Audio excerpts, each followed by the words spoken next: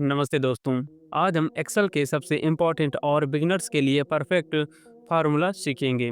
इस वीडियो में हम सम, एवरेज, मिन, मैक्स, काउंट, इफ जैसे फार्मूलाज को डिस्कस करेंगे और मैं इसको आपको एक सैंपल डेटा में लगाकर आपको स्टेप बाय स्टेप एक्सप्लेन करूंगा कैसे आप इन फार्मूलाज का यूज कर सकते हैं और इन फार्मूला का यूज कहाँ-कहाँ किया जाता है। तो चलिए शुरू करते हैं। तो अभी आप देख सकते हैं ये हमारे पास एक डेटा है जिसमें स्टूडेंट नेम है, सब्जेक्ट नेम है और उन सभी के यहाँ पर नंबर हमारे पास दिए हुए हैं।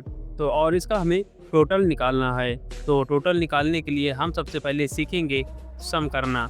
तो दोस्तों सम कैसे किया जाता है चलिए मैं आपको इसमें बताता हूँ। तो इसका सम करने के लिए आपको अपने कीबोर्ड से प्रेस करना है इक्वल।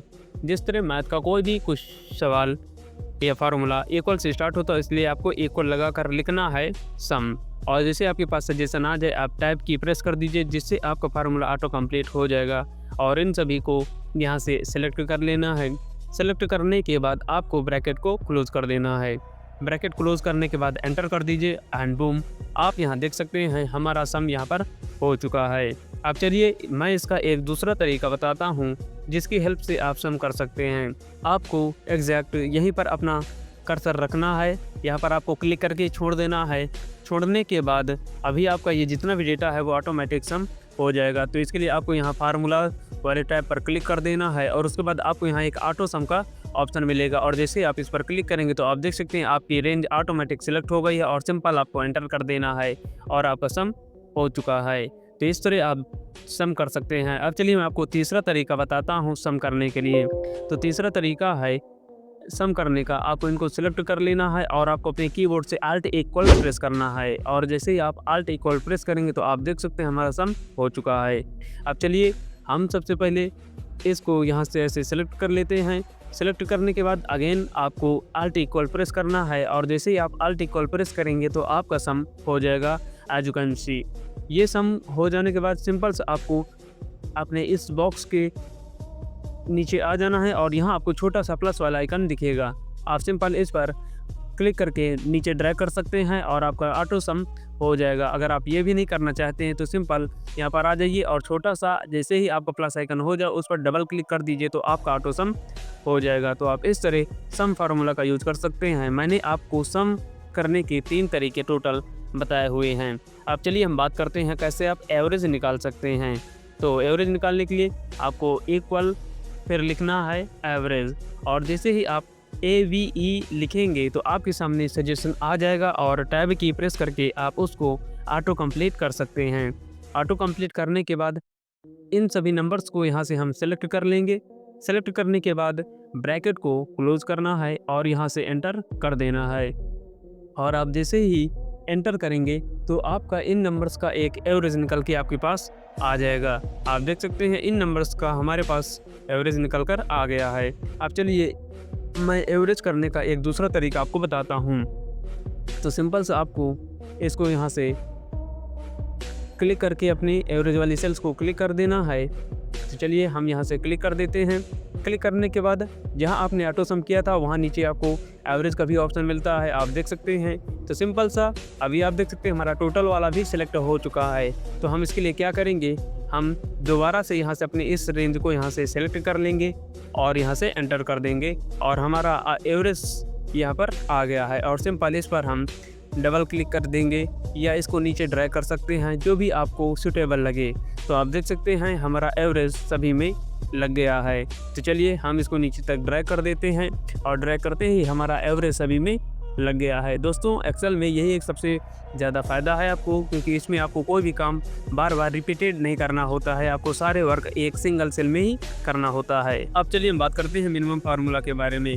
मिनिमम फार्मूला आपके इन सभी नंबर्स में से सबसे छोटी वैल्यू को यहाँ पर निकाल के दिखाएगा। तो इसके लिए आपको प्रेस करना है इक्वल और लिखना है मेन और मेन करने के बाद आप देख सकते हैं ये हमारे पास टॉप पर आ गया है। टैब की प्रेस कर दीजिए और अपने सभी वैल्यूज़ को यहाँ से सेलेक्ट कर लेना है और उसके बाद ब्रैकेट क्लोज करके एंटर कर दीजिए और जैसे आप एंटर करेंगे तो आप देख सकते हैं हमारे इस डेटा में सबसे छोटी वैल्यू है 44 और ये हमारे पास यहाँ पर मिनिमम में आ गया है। तो आप देख सकते हैं ये हमारा 44 है जो कि इसमें सबसे छोटी वैल्यू है और सिंपल इसको हम यहाँ से डबल क्लिक करके सभी में अप्लाई कर देंगे। आप देख सकते हैं इसमें सबसे छोटी वैल्यू है इसकी ये है टी और ये इसका 70 ही सबसे छोटी वैल्यू है इसमें, जो कि हमारा यहाँ पर 70 आ गया है। तो इस तरह आप मिनिमम का यूज़ कर सकते हैं। मैक्सिमम इसका जस्ट अपोजिट होता है। मैक्सिमम इस पूरे वैल्यू में आपका जो मैक्स वैल्यू होगी वो आपको यहाँ पर शो करेगा। तो इसके लिए हम प्रेस करेंगे इक्वल और लिखेंगे मैक्स। मैक्स लिखने के बाद टैब की प्रेस कर दीजिए, जिससे फार्मूला हमारा ऑटो कंप्लीट हो जाए। और फिर उसके बाद जैसे हमने किया था अपने इस डेटा को यहाँ से सिलेक्ट कर लेना है और ब्रैकेट क्लोज करके यहाँ से एंटर कर देना है। और जैसे आप एंटर करेंगे तो आप देख सकते हैं 81 इन पांचों वैल्यू में से हमारा सबसे मैक्स वैल्यू है, तो जो कि हमारे पास यहाँ आ गया है। उसके बाद सिंपल आपको यहाँ नीचे तक ड्रैग कर देना है, आपका मैक्स फार्मूला सभी में अप्लाई हो जाएगा। अब चलिए हम बात करते हैं काउंट फार्मूला के बारे में। काउंट फार्मूला आपकी नॉन ब्लैंक सेल्स को काउंट करता है। तो चलिए हम यहाँ पर फार्मूला लगाते हैं इक्वल। तो अभी आप देख सकते हैं हमारे पास 5 सब्जेक्ट हैं, मतलब ये हमारे पास काउंट फार्मूला हमें 5 रिटर्न करेगा। तो चलिए हम प्रेस करते हैं इक्वल और उसके बाद लिखते हैं काउंट। काउंट लिखने के बाद आप देख सकते हैं हमारे टॉप पर सबसे आ गया है। तो सिंपल हम इसको टैब की प्रेस करके ऑटो कंप्लीट कर लेंगे और इन सभी को यहाँ से सेलेक्ट कर लेंगे। इसके बाद हम ब्रैकेट को क्लोज करेंगे और यहाँ से एंटर। और आप देख सकते हैं ये काउंट फार्मूला हमें काउंट करके बता रहा है कि हमारे टोटल रोज़ कितने हैं। उसने यहाँ पर कंप्लीट सब कुछ बता दिया है। अब चलिए हम बात करते हैं रिजल्ट की। रिजल्ट में दोस्तों मैं आपको सबसे पहले यहाँ समझाना चाहूँगा, यूपी बोर्ड में 33 से ज़्यादा नंबर वालों को पास दिया जाता है और उससे कम वालों को फेल। तो हम यहाँ पर एग्जांपल के लिए एक 33 डाल लेते हैं और उसके बाद हम लगाएंगे इफ फार्मूला का यूज। तो हम प्रेस करेंगे इक्वल और उसके बाद इफ टैब की प्रेस कर दीजिए। उसके बाद हमारा लॉजिकल टेस्ट हमारा ये हो जाएगा। उसके बाद हम साइन लगाएंगे ग्रेटर इक्वल, मतलब अगर ये 33 के बराबर है या 33 से ज़्यादा है।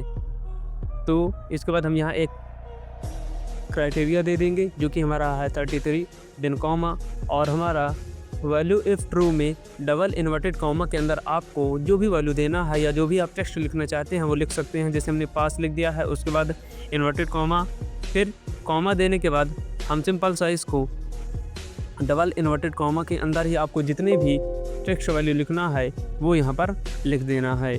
और उसके बाद हमारे पास ये कुछ शायद एरर आ रहा है, तो चलिए हम इसको ओके कर देते हैं। और आप देख सकते हैं ये हमारा पास यहाँ पर शो कर रहा है। हमने जैसे इसको 32 किया है तो ये हमारा फेल बता रहा है। तो आप इस तरह इफ फार्मूला की हेल्प से लॉजिकल वैल्यूज़ को निकाल सकते हैं। कोई चीज़ अगर यस है या नो है, इस तरह हम फेल पास का यूज कर सकते हैं। अब चलिए हम रिजल्ट आपको निकाल कर दिखाते हैं। तो रिजल्ट को निकालने के लिए हम यहाँ पर इक्वल का साइन लगाएंगे और इफ़ ब्रैकेट ओपन, हम इनमें से अपनी पूरी वैल्यूज़ को फिलहाल सेलेक्ट कर लेंगे। नेक्स्ट वीडियो में हम आपको मल्टीपल इफ फार्मूला का यूज़ करके बताएंगे। ग्रेटर दैन इक्वल है अगर 33 के, मतलब अगर इनमें से कोई वैल्यू है 33 या 33 से ज़्यादा, तो हमारी वैल्यू होना चाहिए, क्या होना चाहिए वहाँ पर, पास। अगर इससे कम है तो डबल इन्वर्टेड कॉमा के अंदर हम लिख देंगे फेल। दोस्तों आपको याद रखना है, अगर आप कोई भी स्ट्रिंग पास करते हैं तो वहाँ आपको सब कुछ डबल इन्वर्टेड कॉमा के अंदर ही लिखना है। और उसके बाद ब्रैकेट को क्लोज़ कर दीजिए। ब्रैकेट को क्लोज़ करने के बाद आपको एंटर कर देना है। और आप जैसे ही एंटर करेंगे तो आप देख सकते हैं हमारे पास सभी के लिए पास आ जाएगा, क्योंकि हमारे इसमें किसी भी स्टूडेंट ने 33 से नीचे मार्क्स को हासिल नहीं किया है। दोस्तों आज की वीडियो में सिर्फ इतना ही। अगर आपको ये वीडियो पसंद आया हो तो प्लीज़ चैनल को सब्सक्राइब, वीडियो को लाइक कर दीजिएगा। मिलते हैं नेक्स्ट वीडियो में नेस्टेड इफ